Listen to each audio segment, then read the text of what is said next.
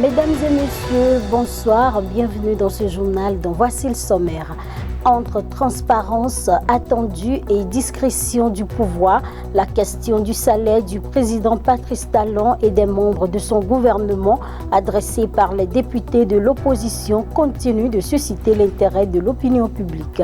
Vous suivrez dans ce journal les explications du député Kamel Ouassangari, initiateur des questions au gouvernement.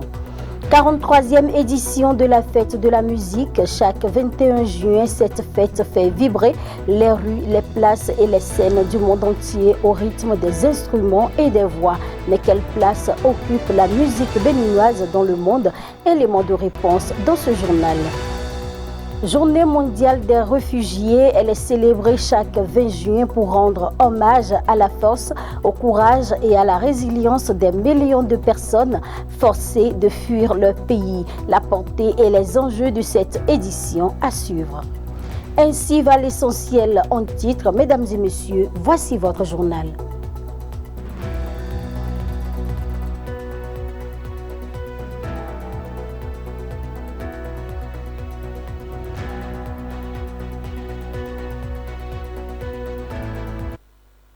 Le député Kamel Ouassangari et 11 élus de l'opposition ont adressé des questions au gouvernement. Ils veulent connaître le salaire du président de la République, Patrice Talon, de la vice-présidente Mariam Tchabi Talata, des présidents d'institutions et de certains directeurs généraux d'agences publiques. Suivez les explications du député Kamel Ouassangari au micro de Matin Libre TV sur des propos recueillis par Romuald Roui et Jean-Marie Adeyemi.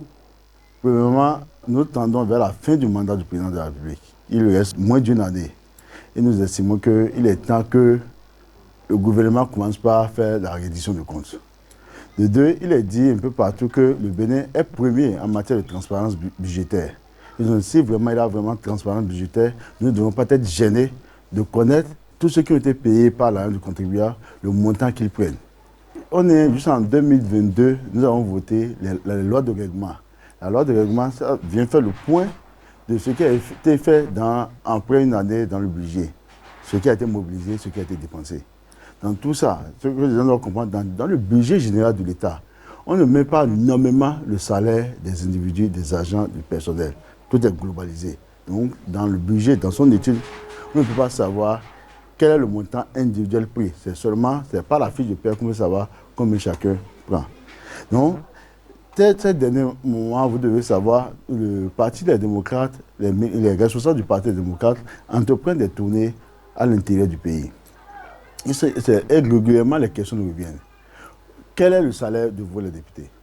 Quel est le salaire du président de la République? Quel est le salaire de la vice-présidente? Quel est le salaire des membres du gouvernement? Il y a tellement de rumeurs qui se disent dans ce sens. Nous nous sommes dit, comme le président de la République dit, qu'il veut finir en beauté, qu'il veut être porté en triomphe à la fin de son mandat, on ne devait pas avoir de gêne à ce que le gouvernement vienne au Parlement dire le salaire des membres du gouvernement. Et pour les aider, nous avons entrepris de poser une question et nous espérons que le gouvernement va vraiment venir, comme les tests le prévoient, répondre aux questions et dire combien prend le président de la République, les membres du gouvernement. Parce que les chiffres que nous entendons sortent de l'entendement. Donc c'est pour ça que nous sommes dit, en ce qui concerne le président de la République, il est dit que le président de la République est à près de 150 millions de mois. Est-ce que c'est vrai? Mais si ce n'est pas vrai, que le gouvernement vienne nous dire, voilà la fiche du père du président, voilà le décret qui réglemente les indemnités et les salaires du président de la République. Il est dit que la vice-présidente est à 50 millions. Est-ce que c'est vrai? Nous voulons le savoir. Et je pense que, étant donné que nous représentons le peuple béninois, nous sommes venus poser des questions et nous sommes convaincus que le gouvernement va venir dire que tout ce qui est dit, peut-être, si c'est vrai ou bien si c'est faux. Donc nous attendons le gouvernement. Le député principal initiateur des questions adressées au gouvernement a donné l'exemple en publiant sa fiche de paie du mois de juin. Il en ressort qu'il est payé à hauteur de 4 700 000 francs CFA. Il espère la présence du gouvernement au Parlement pour des réponses aux questions à lui adressées. Toutes les ressources sont l'argent de nos contribuables béninois. Donc, ce qui est normal. Dans d'autres pays, on connaît le salaire du président de la République. On connaît, c'est sur la plateforme. Vous frappez sur le net, vous avez le salaire. Alors pourquoi on a peur? Et vous devez vous rappeler que lorsque le président Yahya Boni est venu en 2006, les premières décisions qu'il a eu à prendre, c'est de fixer le salaire des membres du gouvernement. Et en ce moment, un ministre de la République était à 1 700 000. Et suivi des primes d'installation qui prend en une seule fois, qui était de 5 millions. Bon, pourquoi cette fois-ci, le décret fixant le salaire des membres du gouvernement est devenu un bien qu'on ne peut pas toucher? Jusqu'à ce que la Cour constitutionnelle, en 2018, a demandé au président de la République, au ministre des Finances, de lui fournir. Je dis bien la Cour constitutionnelle, mais le gouvernement n'a pas pu devoir répondre. Le 21 juin est le jour de la fête de la musique. Sur une idée originale française, l'événement qui célèbre sa 43e édition en 2025 n'a pas tardé à essaimer d'abord en Europe, puis dans le monde entier. La fête de la musique convie partout dans le monde des amateurs et professionnels à se produire gratuitement le jour du solstice d'été devant un large public. À la question de savoir quelle est la place de la musique béninoise dans le concert des nations, nous nous sommes rapprochés des producteurs et acteurs culturels pour prendre leur avis sur la question. Ils sont au micro de Samiratou Kassoumou et de Jean-Marie Adeyemi. C'est une fête qui permet à tout le monde de s'exprimer. Le jour de cette fête qui est véritablement le 21 juin, tout le monde peut sortir son instrument de musique et exécuter une musique devant sa maison ou sur une place publique ou même à la maison. On doit pouvoir se faire plaisir. Alors, petitement, ça commence à plaire aux gens. C'est remonté aux États-Unis et c'est venu en Afrique plus tard. Et le Bénin a commencé à célébrer cette fête également très tard. Évidemment, depuis un certain nombre d'années, le Bénin célèbre le 21, c'est-à-dire autour du 21, la fête internationale de la musique. Alors, aujourd'hui, nous avons des espaces comme Africa Sound City, d'autres espaces qui existent et qui font la chose. Mais en premier lieu, il y avait SoWat, il y avait la caravane, la cabane, tout ça, qui étaient des espaces qui faisaient la chose. Les centres culturels également faisaient ça, surtout le centre culturel français d'alors, qui, à l'image de la France, avait commencé à faire ça. C'est ça qui a permis aux artistes de connaître ça aujourd'hui. Que la musique béninoise a une richesse authentique et enracinée dans des traditions séculaires et une diversité culturelle. Donc, dans le concert des nations, elle a toute sa place. La musique béninoise a sa place car elle porte une voix authentique de l'Afrique, pleine de spiritualité remarquable, de rythme, de mélodie et d'histoire, surtout l'exemple de l'art griotique qui est gorgé de panégyrique, de louanges, d'histoire et de la rhétorique, un peu de tout. Ce qu'il faut aujourd'hui pour la musique béninoise, c'est plus de visibilité, plus d'investissement et une meilleure organisation pour permettre à ces talents de briller sur les grandes scènes internationales. Le gouvernement le fait déjà depuis des années et Inch'Allah ça va prendre. Donc elle ne demande qu'à être entendue et valorisée à sa juste valeur. La musique traditionnelle, la musique moderne d'inspiration traditionnelle est bien positionnée, que ce soit au Bénin, que ce soit au Ghana, que ce soit au Nigeria, en Côte d'Ivoire, au Togo et dans tous les pays. La musique africaine commence à mieux se positionner.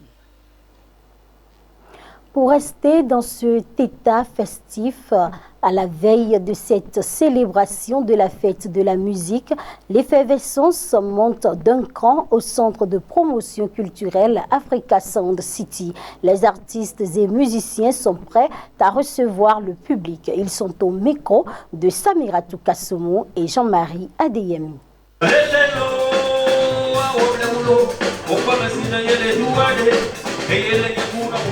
Dans une ambiance chaleureuse et rythmée, les artistes enchaînent les balances, peaufinent les derniers réglages et se préparent à offrir au public un moment inoubliable placé sous le signe du live, du partage et de la passion. Oui, là, on est en train de se préparer. Là, je suis à New Balance pour notre prestation de ce soir à Africa Sound City. La fête de la musique, c'est une opportunité. Et voilà, c'est une occasion pour tout musicien de faire valoir son talent de musicien et puis d'exprimer son art tout simplement. C'est tellement important dans la vie des artistes de célébrer cette journée pour parler de leur art. Parce que chacun peut avoir l'art et ne pas avoir l'occasion de l'exprimer.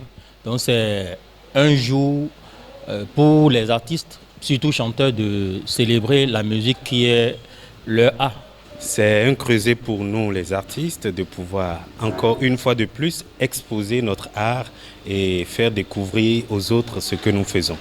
Ça a toujours été organisé différemment. Cette année spécialement, il y a l'Institut français et en collaboration bien sûr avec Africa Sound City qui ont décidé de célébrer la fête autrement.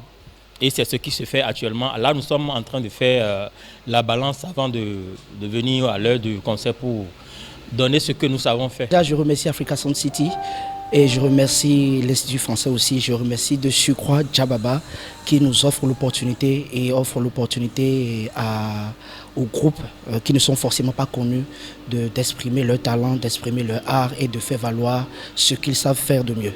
Les artistes l'ont dit avec le cœur. La scène est prête, la musique est vivante et le public est attendu. À tous les amoureux de musique live, Africa Sound vous ouvre grand ses portes.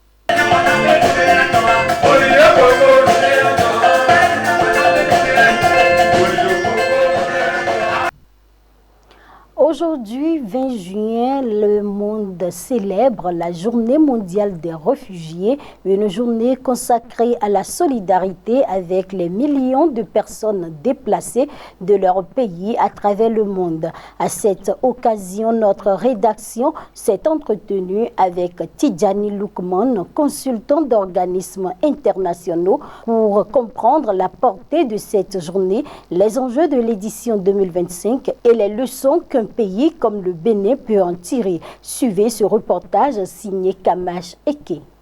La Journée mondiale des réfugiés est bien plus qu'un moment symbolique. C'est une opportunité pour les États, les institutions et les citoyens de se rappeler que personne ne devient réfugié par choix. C'est d'abord une journée qui permet de rendre hommage à ces centaines de millions de personnes qui sont en situation de réfugiés, mais aussi d'attirer l'attention des décideurs à divers niveaux et puis principalement des communautés sur le respect des droits, le soutien que nous devons apporter à ces personnes en situation de réfugiés. Et quand vous voyez le contexte dans lequel nous sommes aujourd'hui, cette année-ci, cette journée a une résonance beaucoup plus particulière parce que le thème de cette journée, c'est la solidarité. Une solidarité qui devait se faire transcrire non pas seulement dans les paroles, mais aussi dans les actes. En 2025, les enjeux sont particulièrement importants à cause de nombreuses situations favorables à l'augmentation du nombre de réfugiés. Il y a des guerres un peu partout. Il y a la guerre en Ukraine, il y a la guerre au Gaza, il y a la guerre au Neïma et plus récemment la guerre en Israël. Au-delà même de ces guerres qui sont plus ou moins visibles, n'oubliez pas que nos pays en Afrique au sud du Sahel, dans les zones du Sahara, sont en point aussi à une autre guerre. La guerre contre l'extrémisme violent, la guerre contre le terrorisme, qui font que des milliers de personnes dans nos milieux se déplacent d'une communauté A vers une communauté B pour avoir la paix et la quiétude sociale. Donc c'est important d'attirer davantage, comme je l'ai dit, l'attention de tout le monde sur cela. La deuxième chose, c'est dans un contexte d'amenuisement des ressources. Vous n'êtes pas sans savoir qu'en 2024, par exemple, il y a eu une coupe de 10% de l'aide humanitaire en direction des personnes en situation de réfugiés, et avec le contexte international, l'avènement du président Trump, les coupes budgétaires au niveau de l'aide internationale dans les pays, non pas seulement aux États-Unis, mais aussi dans les pays occidentaux, la réorientation des budgets aujourd'hui dans des équipements de guerre dans un contexte dans lequel il y a la guerre, font que en 2025 et 2026, nous attendons vraiment des coupes budgétaires.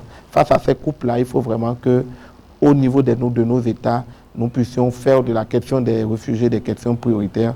La stabilité politique et sociale du Bénin est une richesse précieuse. Mais cette stabilité depuis peu menacée fait suite désormais à de nombreuses mesures qui doivent être prises pour la sécurité des citoyens béninois et réfugiés. Non, un pays comme le nôtre, pas seulement en termes de stabilité, mais aussi un pays qui a une expérience d'accueil des réfugiés. Qui vous souvient, dans les années 1990, nous avons accueilli des réfugiés d'un pays voisin. Pas plus tard qu'en 2000-2005, nous avons aussi accueilli des réfugiés d'un autre pays de l'Afrique de l'Ouest. Et aujourd'hui, notre territoire aussi accueille des personnes qui sont en situation de réfugiés, qui quittent des zones en proie avec le terrorisme. Je pense par exemple dans des zones du Sahel, au Burkina, au Niger, des personnes qui quittent ces zones-là pour venir dans notre pays. Cela veut dire que nous devons comprendre que oui, aujourd'hui, nous sommes un pays d'accueil de réfugiés. Nous continuerons à travailler pour que notre pays soit un pays de paix, un pays de quiétude, pour que des citoyens béninois ne soient pas appelés à se réfugier ailleurs. Il est important que des mesures soient prises par les dirigeants pour faciliter la réinsertion de ces réfugiés. Lorsque vous avez des citoyens qui quittent le pays pour des raisons de conflit, pour des raisons diverses, et qui vivent à l'extérieur, ils sont dans une situation en griffe de précarité. Pour certains, ils sont déconnectés avec les réalités de leur pays. Pour d'autres, leur réseau économique, leur réseau d'affaires, leur réseau professionnel est détruit. Et lorsqu'ils doivent repartir dans leur pays, ils sont plus ou moins inquiets, ils se demandent comment est-ce que ça va se passer. C'est de là que revient aussi aux États qui, à un moment donné de l'histoire, se sont retrouvés en situation de guerre, en situation de conflit, pour lesquels leurs citoyens ont été des réfugiés. Il revient lorsque ces politiques de stabilité, de relance économique sont mises en place, de ne pas oublier ces personnes-là, de mettre en place un certain nombre de dispositifs d'accompagnement, de soutien, d'orientation professionnelle pour accompagner ces personnes. En cette journée, nos pensées vont à toutes celles et ceux qui ont été contraints de fuir leur terre natale à cause des conflits, des violences ou des persécutions. Savoir se reposer, c'est une augmentation précieuse de la vie. Ainsi se referme ce journal. Merci de nous avoir suivis. N'oubliez pas de vous abonner. Excellent week-end à toutes et à tous.